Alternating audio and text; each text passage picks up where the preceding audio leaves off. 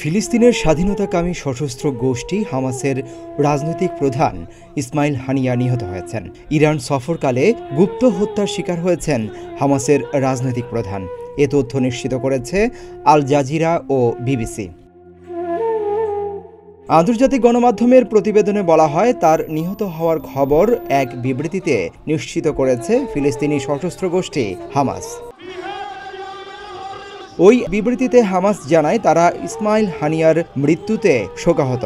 Hamas দাবি করেছে, তেহরানের যেই ভবনে হানিয়া অবস্থান করছিলেন বুধবার সকালে সেটি লক্ষ্য করে চালানো হয় হামলা।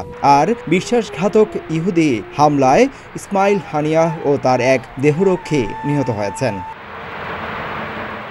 তবে হানিয়াকে কিভাবে হত্যা করা হয়েছে সেই বিষয়ে বিস্তারিত তথ্য জানায়নি ইরান। দেশটির রেভলিউশনারি গার্ড বলছে, এই ঘটনার তদন্ত চলছে।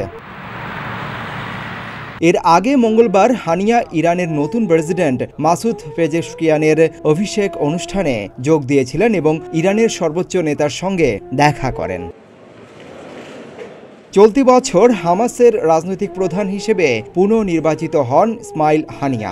2017 সাল থেকে হামাসের প্রধান হিসেবে দায়িত্ব পালনকারী হানিয়া গাজা, ইসরায়েল অধিকৃত পশ্চিম তীর এবং প্রবাসে হামাসের রাজনৈতিক কার্যক্রম নিয়ন্ত্রণ করে আসছিলেন। গত 2 বছর ধরে তিনি তুরস্ক ও কাতারে বিভিন্ন সময় থেকেছেন। 58 বছর বয়সী হানিয়া হামাসের প্রতিষ্ঠাতা শেখ আহমেদ ইয়াসিনের ডানহাত ছিলেন। আহমেদ ইয়াসিন 2004 সালে একটি ইসরায়েলি বিমান হামলায় নিহত হন।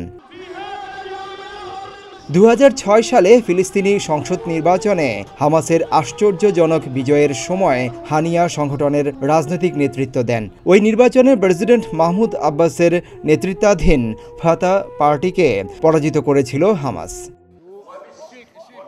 এর আগে গেল 10 এপ্রিল রোজার ঈদের দিন ইসরায়েলি হামলায় ইসমাইল হানিয়ার 3 ছেলে নিহত হন। এছাড়া ইসরায়েলি হামলায় তার নাতি-নাতনিও প্রাণ হারিয়েছেন।